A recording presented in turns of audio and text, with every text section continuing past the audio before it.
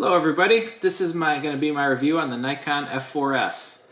And I'm just going to hit the high points. I'm not going to really go through all the specs and everything because every other review spends way too much time on that. And these other cameras in the background are just for weight comparison and size comparison. So I'm just going to hit the high points and the low points. Okay, the first point is the weight. You probably have read about this, but the Nikon F4s is a beast of a camera. It's very heavy.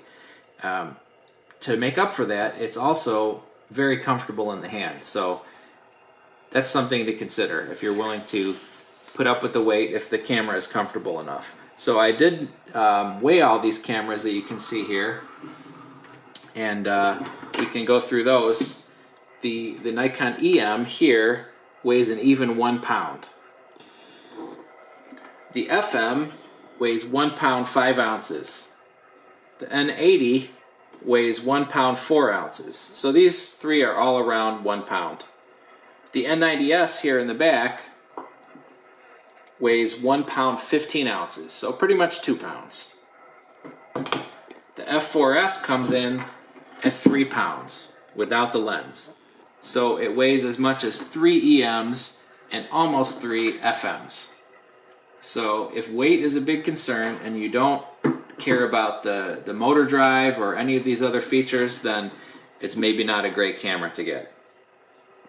Okay, so that's kind of a plus and a minus. It's heavy, it feels solid, it has a counterbalance shutter, so it can shoot very well at low speeds, but on the end of a long day you are going to feel that weight.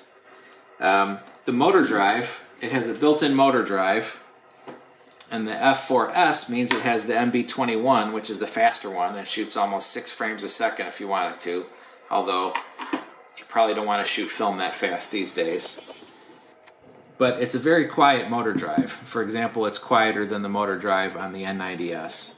It's faster and quieter, so that's nice. Another nice thing is the lens compatibility. This is a 28-105 D lens. This is one of my favorite Nikon lenses. It has a great range and it's not super slow. At 105 it's only f4.5, so very useful, and it also has a useful macro range. But anyway, let's not get distracted by that. The cool thing about the F4 is that it has full compatibility with lenses. It can use pre-AI. You just fold down this you fold down the tab here, and then you can use pre-AI lenses with stop-down metering. You can use AI lenses with manual focus. You can use AFD lenses like this one with full functionality. You can even use modern G lenses as long as you are okay shooting on program or shutter priority.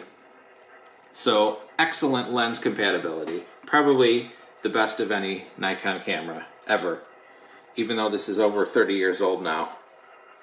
Another thing that's great about this is that the shutter speed goes up to 1/8,000th of a second. So unless you're trying to get blurred water effects, like on a lake or a river or something, you don't really need to mess around with neutral density filters, because the shutter speed is high enough that you can shoot wide open with 400 film most of the time. All right. Another great thing about this is that it has a great viewfinder. Even if you have glasses, if your prescription is not too bad, maybe +2, -2, there's a diopter. You can dial that in to suit your vision. If you have a worse prescription than that, you can take off this ring here and get a diopter that's specifically set for your vision, and you can see a lot of the frame. It's a great viewfinder. It's right up there with the F3, not quite as good as the F3 HP for glasses wearers. Another cool thing about it is the fully customizable auto exposure lock and autofocus lock buttons. You can either have it where one button does both, where the one button only does the auto exposure lock, depending on where the switch is set to, and you'll end up using all 4 fingers. One for the shutter release, one for the autofocus lock if you want to do that separately from the shutter release, and one for the auto exposure lock. Great feature. In a lot of the reviews you'll see that people talk about the autofocus on the F4 being bad. I put bad in air quotes here because it's a matter of what you're used to. But in the late 1980s, there was only one autofocus sensor right in the center, and when you touch this part way, it focuses there, and it looks for contrast and vertical detail. If you have only horizontal detail and no contrast, autofocus will hunt.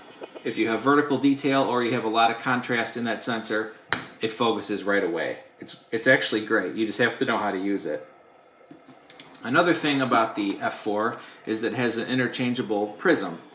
There are at least 3 or 4 different prisms you can get, but when you buy the camera, you most often will find it with this one because this one has all 3 metering modes.